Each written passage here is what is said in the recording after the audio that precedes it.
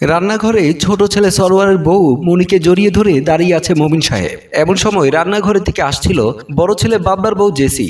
দূর থেকে হঠাৎ লক্ষ্য করলেন শ্বশুর মনিকে জড়িয়ে ধরে কপালে চুমু খাচ্ছেন। বিষয়টি দূর থেকে বাবলার বউ জেসি দেখে জিভে কামড় কাটে। পুনরায় যেদিক থেকে আসছিল ওইদিকে আবার ফিরে গেলেন। বাবলার বউ জেসি নিজের বেডরুমে এসে মাকে ডাকতে লাগলেন। বাবলার শাশুড়ি স্বামী মারা যাওয়ার পর থেকে মেয়ের বাড়িতেই থাকেন। বাবলার শাশুড়ি মানে জেসির মায়ের নাম খালেদা বেগম। খালেদা বেগম কিছুটা কুটচাল প্রকৃতির মহিলা।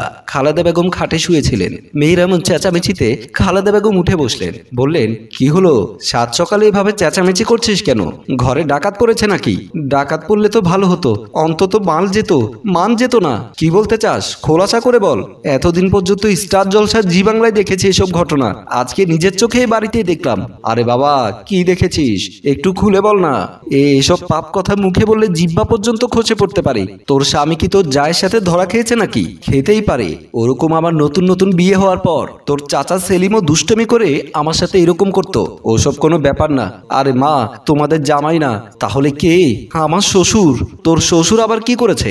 রান্নাঘরে দেখলাম আমার ছোট যা সারোয়ারের বউকে জড়িয়ে ধরে চুমোচুমি করছে। কি বলছিস এই বয়সে? বয়সের কথা কি বলছো মা? কথায় আছে না, বানর বুড়ো হলেও গাছে ওঠে। আমার শ্বশুর বয়সে বুড়ো হয়েছে, কিন্তু বোনের মধ্যে ভীমরতি এখনো রয়ে গেছে। তুই একটু সাবধানে থাকিস রে মা। মা, এই ঘরে তোমারও নিরাপত্তা নেই। এক কাজ করো, তুমি তাড়াতাড়ি আমাদের বাড়ি চলে যাও। যাব, তার আগে নিজের চোখে একটু দেখে আসি। বলেই খালেদা বেগম খাট থেকে নেমে রান্নাঘরের দিকে গেল।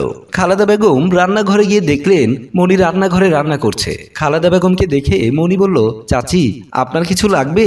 না, আমার কিছু লাগবে না। উনি কই? কে? বাবলার বাবা মানে তোমার আমার শ্বশুর। শ্বশুর বলছো কেন? শ্বশুরকে শ্বশুর না বলে আব্বা বলা উচিত, তাই না চাচি? উনি তো গোসল করতে গেছেন।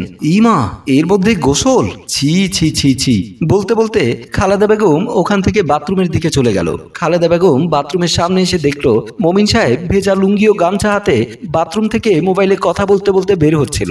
খালেদা বেগম পা টিপে টিপে মমিন সাহেবের পেছনে দাঁড়ালেন। মমিন সাহেব মোবাইলে কাকে জানি বলছেন, খুব মজা পেয়েছি। পাবেনি তো? বয়স কম, মজা তো পাবেনি। কোন গাধায় জানি কি বুঝে বলেছিল খাবার ভালো মুড়ি। আর মোমিন সাহেব বলল, আপনি কিভাবে জানেন বয়স যে কম? আপনি দেখেছেন নাকি? আমি দেখিনি, আমার মেয়ে দেখেছে। ছি ছি ছি ছি।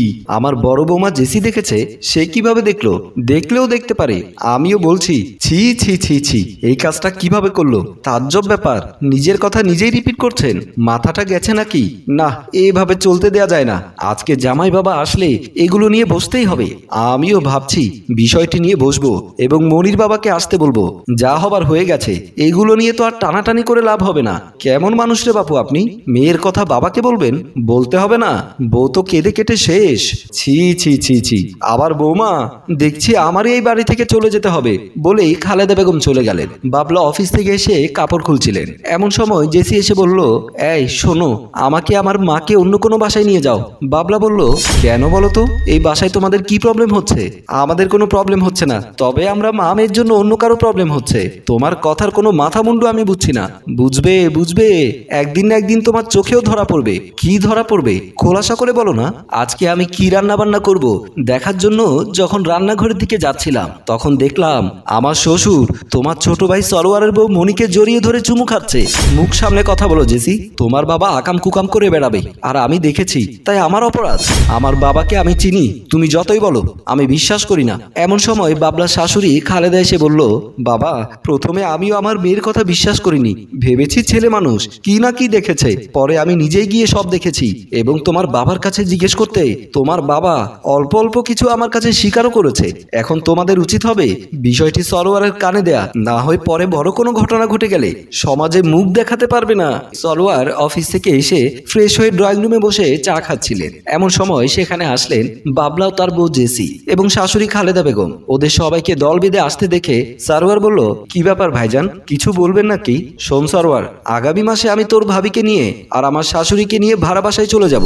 কথাটি শুনে সারোয়ার থমকে গেল। বলল, কি বলছেন এসব? এখানে কি সমস্যা হচ্ছে? কেন ভাড়া বাসায় যাবেন? বাবা, কিছু মনে করো না, কথাটা না বলে পারছি না। আমার মেয়ে এবং আমি বাসায় থাকলে তোমার বাবা এবং তোমার বউয়ের সমস্যা হচ্ছে। আমার বউ এবং আমার বাবার সমস্যা হচ্ছে মানে? কই, ওনারা তো আপনাদের ব্যাপারে কোনো কথাই বলেনি। ভাই, ওনাদের পাপের কথা তোমার কাছে বলবে কিভাবে? আরে বাবা, কি হয়েছে বিষয়টা আমাকে আমাকে খুলে বলেন, না হলে আমি সমস্যার সমাধান করব কিভাবে। খালেদা বেগম সব কথা সরোয়ারকে খুলে বলল। তার বাবা, তার বউ এবং রান্নাঘরের সব কথা খুলে বলল। সব কথা শোনার পরে সরোয়ার কি বিচার করবে বুঝে উঠতে পারছে না। ঘটনাটা কি আদৌ সত্য নাকি ওদেরই ভুল? কারণ বাবাকে তো সরোয়ার ভালো করেই চেনে। 20 বছর আগে মা মারা যাওয়ার পরেও বাবার কখনো কোনো ধরনের খারাপ কিছু সরোয়ারের চোখে পড়েনি।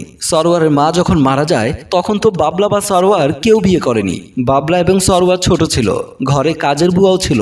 কই, তখন তো বাবার কোনো খারাপ কিছু সরোয়ারের চোখে পড়েনি। আজ এত বছর পরে এসে বাবার নামে এসব কি বলছে? কথাগুলো ভাবতে ভাবতে সরোয়ার মনিকে ডাকতে লাগলো। মনি, এই মনি, কোথায় গেলে তুমি? মনি রান্নাঘরে কাজ করছিল। সরোয়ারের ডাক শুনে মনি ওখান থেকে আসলেন। মনি এসে বলল, আমাকে ডেকেছো? সরোয়ার বলল, হ্যাঁ। বাবা কোথায়? মনি বলল, বাবা তো সকালবেলা উঠে আমাদের বাড়িতে গেছে। সরোয়ার বলল, তোমাদের বাড়িতে গেছে কেন?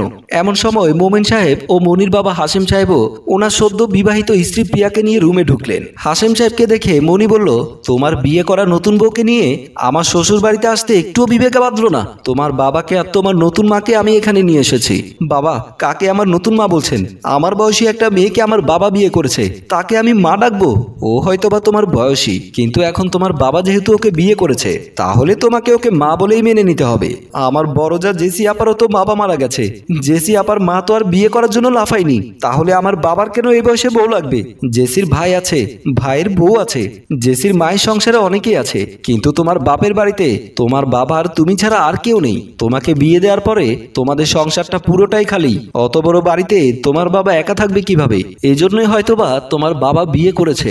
শেষ বয়সে এসে তোমার বাবা সেবা যত্ন করার জন্য তো একটা মানুষ লাগে। তাই আমি মনে করি তোমার বাবা কোনো অপরাধ করেনি। মেয়ের মতো দেখছি বাবারও চরিত্র খারাপ। চাচি, মুখ সামলে কথা বলবেন।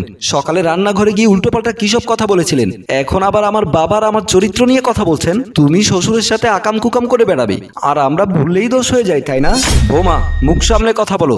কি আকাম কুকাম করে বেড়াতে দেখেছো তুমি? জেসি তখন সকালবেলা শ্বশুর যে মনিকে চুমু দিয়েছিল ওই বিষয়টি খুলে বলল। তখন মোমিন সাহেব হাসতে হাসতে বলল, আরে বৌমা, সকালবেলা আমি রান্নাঘরে গিয়ে দেখি মনি রান্নাঘরে তার বাবার সাথে মোবাইলে কথা বলছে আর কাঁদছে। আমি কাছে যাওয়ার সাথে সাথে মোবাইলের লাইনটা কেটে দিয়ে হাও মাও করে কেঁদে কেঁদে বলল, বাবা, আমার তো সব শেষ হয়ে গেছে। আমি বললাম, কি হয়েছে বৌমা, তুমি এভাবে কাঁদছো কেন? তখন মনি বলেছিল, আমার বাবা এই বয়সে একটা ছোট্ট মেয়েকে বিয়ে করে ঘরে তুলেছে, এখন আমার কি হবে?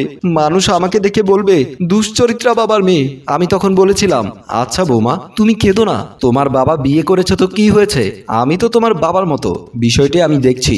বৌমা এত বেশি কান্না করছিল তখন আমি ওকে সান্ত্বনা দেওয়ার জন্য বাবা যেরকম মেয়েকে আদর করে কপালে চুমু দেয় ওরকম মেয়ে ভেবে ওকে আমি কপালে চুমু দিয়েছিলাম। আর এটা হয়তোবা বৌমা অর্ধেকের মধ্যে এসে দেখেছে, তাই ভুল বুঝেছে। আমি যখন বাথরুমের সামনে গিয়েছি তখন তো আপনি ফোনে কাকে জানি বলেছিলেন খুব মজা পেয়েছি। তাহলে আপনি কিসের মজা পেয়েছিলেন?